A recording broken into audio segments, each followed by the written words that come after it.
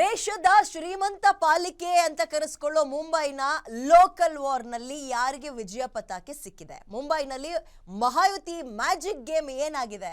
Magic ನಂಬರ್ನತ್ತ ಬಿಜೆಪಿಯ ಮೈತ್ರಿ ಮುನ್ನಡೆ ಸಾಧಿಸ್ತಾ ಇದೆ.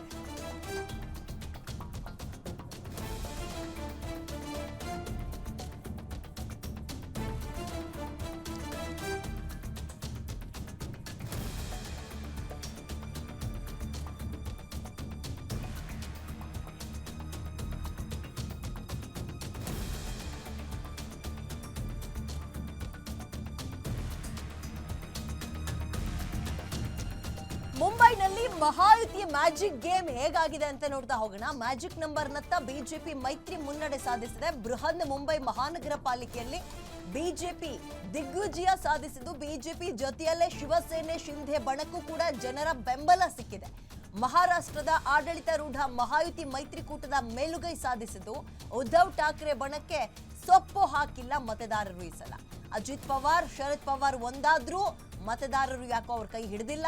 ಠಾಣೆ, ಗ್ರೇಟರ್ ಮುಂಬೈ, ನವಿ ಮುಂಬೈ ಬಿಜೆಪಿ ತೆಕ್ಕೆಗೆ ಹೋಗಿದೆ. ಒಂದಂತೂ ನಿಜ, ಚುನಾವಣೋತ್ತರ ಸಮೀಕ್ಷೆಗಳು ಇದೇ ಭವಿಷ್ಯವನ್ನ ನುಡಿದಿದ್ವು. ಬರೋಬ್ಬರಿ 30 ವರ್ಷಗಳಿಂದಲೂ ಕೂಡ ಈ ಮುಂಬೈ ಪಾಲಿಕೆಯಲ್ಲಿ ಶಿವಸೇನೆ ಅತಿ ದೊಡ್ಡ ಪಕ್ಷವಾಗಿ ಗೆಲ್ತಾ ಬಂದಿತ್ತು. ಮೇಯರ್ ಸ್ಥಾನವನ್ನು ಇವರೇ ಉಳಿಸ್ಕೊಂಡಿದ್ರು. ಬಟ್ ಚುನಾವಣೋತ್ತರ ಸಮೀಕ್ಷೆಗಳು ಈ ಸಲ ಹೇಳಿದ್ದು ಬಿಜೆಪಿಗೆ ಸಿಗಬಹುದು ಅಂತ. ಹಂಗೆ ಆಗ್ತಾ ಇದೆ. ಬಿಜೆಪಿ ಆ ನಂಬರ್ಸ್ ಹತ್ತ ಕಾಲಿಡ್ತಾ ಇದೆ. 227 ಸ್ಥಾನಕ್ಕೆ ಒಟ್ಟು 1700 ಅಭ್ಯರ್ಥಿಗಳು ಪಾರ್ಟಿಸಿಪೇಟ್ ಮಾಡಿದ್ರು. 50% ಮತದಾನ ಆಗಿತ್ತು. ಒಂದು ನೆನಪಿರಲಿ, ಮುಂಬೈ ಪಾಲಿಕೆಗೆ ದೇಶದಲ್ಲೇ ಶ್ರೀಮಂತ ಪಾಲಿಕೆ ಅನ್ನುವ ಹೆಗ್ಗಳಿಕೆ ಇದೆ. 30 ವರ್ಷಗಳಿಂದ ಸಾಧ್ಯ ಆಗಿರಲಿಲ್ಲ. ಬಿಜೆಪಿಗೆ ಈ ಸಲ ಮೇಯರ್ ಸ್ಥಾನ ಸಿಗಬಹುದು. ಉಪಮೇಯರ್ ಸ್ಥಾನ ಏಕನಾಥ್ ಶಿಂದೆ ನೇತೃತ್ವದ ಶಿವಸೇನೆಗೆ ಸಿಗಬಹುದು ಅಂತ ಸದ್ಯಕ್ಕೆ ಕಾಣಿಸ್ತಾ ಇದೆ. ಸೊ ಕಾಂಗ್ರೆಸ್ ಮತ್ತು ಕಾಂಗ್ರೆಸ್ನ ಅವಿಭಾಜ್ಯ ಪಾರ್ಟಿಗಳು ತೀರಾ ಸೈಲೆಂಟ್ ಆಗಿದ್ದಾವೆ. ಬಿಜೆಪಿ ಮುನ್ನಡೆಯನ್ನ ಸಾಧಿಸಿರೋದು ಗಮನಿಸಬಹುದು. ದೇಶದ ಶ್ರೀಮಂತ ಪಾಲಿಕೆಗೆ ಮೊದಲ ಬಿಜೆಪಿ ಮೇಯರ್ ಆಗುವ ಸಾಧ್ಯತೆಗಳು ಬಹಳ ದಟ್ಟವಾಗಿ ಕಾಣಿಸ್ತಾ ಇದೆ. ಸೊ ಲೋಕಲ್ ವಾರ್ನಲ್ಲಿ ಬಿಜೆಪಿ ಬಹಳ ಅದ್ಭುತವಾಗಿ ಕೇಸರಿ ಕಂಗೊಳಿಸ್ತಾ ಇದೆ. ಬಟ್ ಕಾಂಗ್ರೆಸ್ ಈ ಸಲ ಏನು ಆರೋಪವನ್ನ ಮಾಡುತ್ತೆ, ಈ ಸೋಲನ್ನ ಹೇಗೆ ಸಮರ್ಥಿಸ್ಕೊಳ್ತಾರೆ ಗೊತ್ತಿಲ್ಲ. ಮೋರ್ ಡೀಟೇಲ್ಸ್ ನನ್ನ ಕಲೀಗ ಮಾರುತಿ ನೀಡ್ತಾರೆ. ಮಾರುತಿ, ದೇಶದ ಶ್ರೀಮಂತ ಪಾಲಿಕೆಗೆ ಈ ಸಲ ಮೊದಲ ಬಿಜೆಪಿ ಮೇಯರ್ ಅನ್ನುವಂತಹ ಖುಷಿ ಸುದ್ದಿಯನ್ನ ಕೊಡ್ಬೋದಾ ಬಿಜೆಪಿಗೆ? ಹಾಗಾದ್ರೆ ಕಾಂಗ್ರೆಸ್ನ ವಿಚಾರ ಏನಾಗಿದೆ? ಅಲ್ಲಿ ಯಾಕೆ ಡಲ್ ಆಗಿದೆ? ಹಲವು ರಾಜ್ಯಗಳ ನಗರ ಪಾಲಿಕೆಗಳು ಚುನಾವಣೆಗಳು ಆಗ್ತವೆ. ಆದ್ರೆ ಮುಂಬೈ ನಗರ ಪಾಲಿಕೆ ಚುನಾವಣೆ ಆದಾಗ ಸಹಜವಾಗಿ ಕುತೂಹಲ ಹೆಚ್ಚಾಗಿರುತ್ತೆ. ಯಾಕಂತ ಹೇಳಿದ್ರೆ ಇಡೀ ದೇಶಾದ್ಯಂತ ನಾವು ಕಂಪೇರ್ ಮಾಡಿದ್ದೆ ಆದ್ರೆ ಅತಿ ದೊಡ್ಡ ಮಹಾನಗರ ಪಾಲಿಕೆ ಇರುವಂತದ್ದು ಮುಂಬೈ. ಅತಿ ಹೆಚ್ಚು ಬಜೆಟ್ ಇರುವಂತದ್ದು 74,400 ಕೋಟಿ ರೂಪಾಯಿಗಳ ಅಧಿಕ ವಾರ್ಷಿಕ ಬಜೆಟ್ ಅನ್ನ ಇರುವಂತಹ ಒಂದು ಬೃಹತ್ ಮುನ್ಸಿಪಲ್ ಕಾರ್ಪೊರೇಷನ್ ಮುಂಬೈ. ಹೀಗಾಗಿ ಮುಂಬೈ ಚುನಾವಣೆಯನ್ನ ಬಹಳಷ್ಟು ಪ್ರತಿಷ್ಠೆಯಾಗಿ ಹಲವು ಪಕ್ಷಗಳು ತೆಗೆದುಕೊಳ್ತವೆ. ಈಗ ರಾಷ್ಟ್ರೀಯ ಪಕ್ಷಗಳಾಗಿರುವಂತಹ ಕಾಂಗ್ರೆಸ್ ಮತ್ತೆ ಬಿಜೆಪಿ ಮತ್ತೆ ಕಾಂಗ್ರೆಸ್ ಕೂಡ ಇದನ್ನ ಬಹಳಷ್ಟು ಪ್ರತಿಷ್ಠೆಯ ಚುನಾವಣೆ ಅಂತ ತೆಗೆದುಕೊಂಡಿದ್ರು. ಒಂದ್ ಕಡೆ NDA ಮೈತ್ರಿಕೂಟ, ಮತ್ತೊಂದ್ ಕಡೆ ಇಂಡಿ ಒಕ್ಕೂಟ. ಅದರ ನಡುವೆ ಶಿವಸೇನೆ ಈ ಬಾರಿ ಪ್ರತ್ಯೇಕವಾಗಿ ಚುನಾವಣೆ ನಡೆಸಿತ್ತು. ಕಳೆದ 30 ವರ್ಷಗಳಿಂದಲೂ ಕೂಡ ಮುಂಬೈ ಮಹಾನಗರ ಪಾಲಿಕೆಯಲ್ಲಿ ಅಧಿಕಾರವನ್ನ ಮಾಡ್ತಿದ್ದಂತಹ ಶಿವಸೇನೆ ಈ ಅವಧಿ ಮುಗಿದು 4 ವರ್ಷಗಳ ಬಳಿಕ ಮುಂಬೈ ಮಹಾನಗರ ಪಾಲಿಕೆಯ ಚುನಾವಣೆ ಆಗ್ತಾ ಇರುವಂತದ್ದು.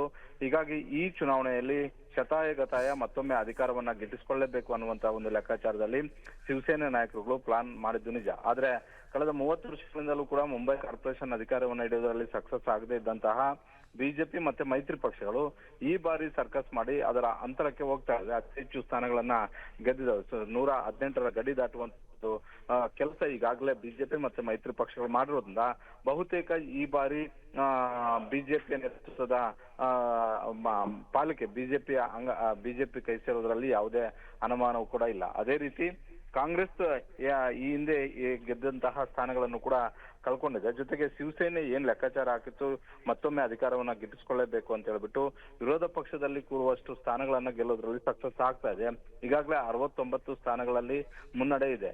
227 ವಾರ್ಡ್ಗಳಿಗೆ ನಡೀತಾ ಇರುವಂತಹ ಈ ಚುನಾವಣೆ ಜೊತೆಗೆ ಪುರಸಭೆ ಮತ್ತೆ ಹಲವು ವಾರ್ಡುಗಳ ಚುನಾವಣೆಯನ್ನು ಕೂಡ ಆಗ್ತಾ ಇದೆ. ಒಟ್ಟಾರೆ 2869 ಸ್ಥಾನಗಳಿಗೆ ಇವತ್ತು ಚುನಾವಣೆ ಆಡ್ತಾ ಇರುವಂತದ್ದು. ಇದು ಕರ್ನಾಟಕದ ಮೇಲೆ ಯಾವ ರೀತಿಯಾಗಿ ಪರಿಣಾಮಗಳಾಗ್ತವೆ ಅಂತ ಹೇಳಿದ್ರೆ, ಯಾಕೆ ಕರ್ನಾಟಕದಲ್ಲೂ ಕೂಡ ಇದು ಪ್ರಸ್ತುತ ಅಂತ ಹೇಳಿದ್ರೆ, ಈಗ ಕರ್ನಾಟಕದಲ್ಲೂ ಕೂಡ ಒಂದು ಕಡೆ ಬೆಂಗಳೂರು GBA ಚುನಾವಣೆ ಮಾಡ್ಲೇಬೇಕು ಅನ್ನುವಂತ ಒಂದು ಸಂದೇಶವನ್ನ ಸುಪ್ರೀಂ ಕೋರ್ಟ್ ಮೊನ್ನೆ ಅರ್ಜಿ ವಿಚಾರಣೆಗೆ ಬಂದಾಗ ಸ್ಪಷ್ಟವಾದಂತ ಒಂದು ಸಂದೇಶವನ್ನ ರಾಜ್ಯ ಸರ್ಕಾರಕ್ಕೂ ರವಾನೆ ಮಾಡಿದೆ. ಅದೇ ರೀತಿ ರಾಜ್ಯ ಚುನಾವಣಾ ಆಯೋಗ ಕೂಡ ರವಾನೆ ಮಾಡಿದೆ. ಜೊತೆಗೆ ಲೋಕಲ್ ಸ್ಥಳೀಯ ಸಂಸ್ಥೆಗಳ ಚುನಾವಣೆ ಅಂದ್ರೆ ಪಂಚಾಯತ್, ಗ್ರಾಮ ಪಂಚಾಯತ್, ತಾಲೂಕ್ ಪಂಚಾಯತ್ ಹಾಗೂ ಜಿಲ್ಲಾ ಪಂಚಾಯತ್ ಚುನಾವಣೆಗಳು ಕೂಡ ಮಾಡೋದಕ್ಕೆ ರಾಜ್ಯ ಸರ್ಕಾರ ಮುಂದಾಗಿರುವಂತದ್ದು. ಹೀಗಾಗಿ ದೇಶದ ಅತಿ ದೊಡ್ಡ ಮಹಾನಗರ ಪಾಲಿಕೆ ಆದಂತಹ ಮುಂಬೈ ಚುನಾವಣಾ ಫಲಿತಾಂಶ ಸಹಜವಾಗಿ ಬೆಂಗಳೂರು ಮೇಲೂ ಕೂಡ ಎಫೆಕ್ಟ್ ಆಗುತ್ತೆ ಅನ್ನುವಂತ ಒಂದು ಕಾರಣಕ್ಕೋಸ್ಕರ ದೊಡ್ಡ ಮಟ್ಟದ ಒಂದು ಸುದ್ದಿ ಆಗ್ತಾ ಇರುವಂತದ್ದು. ಶಿವಸೇನೆ ಏನ್ ಲೆಕ್ಕಾಚಾರಗಳನ್ನ ಹಾಕಿತ್ತು, ಆ ಎಲ್ಲಾ ಲೆಕ್ಕಾಚಾರಗಳು ಉಲ್ಟಾ ಪಲ್ಟಾ ಆಗಿದವೆ ಈ ಬಾರಿಯ ಮುಂಬೈ ಮಹಾನಗರ ಪಾಲಿಕೆ ಚುನಾವಣೆಯಲ್ಲಿ. ಅದ್ರ ಜೊತೆಗೆ 30 ವರ್ಷಗಳಿಂದಲೂ ಕೂಡ ಆಡಳಿತದಲ್ಲಿದ್ದಂತಹ ಶಿವಸೇನೆಯನ್ನ ಕೆಳಗಿಳಿಸಿ ಅಧಿಕಾರವನ್ನ ಪ್ರತಿಷ್ಠಾಪನೆ ಮಾಡುವಂತ ಒಂದು ನಿಟ್ಟಿನಲ್ಲಿ ಬಿಜೆಪಿ ಮತ್ತೆ ಮೈತ್ರಿ ಪಕ್ಷಗಳು ಹೆಜ್ಜೆ ಇಟ್ಟಿದ್ದಾವೆ ಅಂತಾನೆ ಹೇಳ್ಬೋದು ವಿದ್ಯಾ. ಥ್ಯಾಂಕ್ ಯು ಮಾರುತಿ ಡೀಟೇಲ್ಸ್ಗೆ. ಕಾಂಗ್ರೆಸ್ಗೆ ಬಹಳ ವಿಪರೀತ ಹಿನ್ನಡೆ ಆಗಿದೆ. ಕಳೆದ ಬಾರಿಯ ನಂಬರ್ಸ್ನೂ ಕೂಡ ಕಡಿಮೆ ಮಾಡ್ಕೊಂಡಿದ್ದಾರೆ ಅಥವಾ ಕಳ್ಕೊಂಡಿದ್ದಾರೆ. ಅಂಡ್ ಇನ್ನೊಂದು 74,000 ಕೋಟಿ ರೂಪಾಯಿ ಬಜೆಟ್ ಗಾತ್ರದಿಂದ ದೇಶದ ಶ್ರೀಮಂತ ನಗರ ಪಾಲಿಕೆ ಅನ್ನುವ ಹಿರಿಮೆಯನ್ನ ಹೊಂದಿದೆ. ಅದರ ಜೊತೆಗೆ ಅತಿ ಹೆಚ್ಚು ಟ್ಯಾಕ್ಸ್ ಅನ್ನ ಪೇ ಮಾಡೋದು ಕೂಡ ಇದೇ ಮಹಾರಾಷ್ಟ್ರವೇ. ನಾವು ನಂಬರ್ 3 ಅಲ್ಲಿದ್ದೀವಿ ಕರ್ನಾಟಕ, ಇವರು ನಂಬರ್ 1 ಅಲ್ಲಿದ್ದಾರೆ.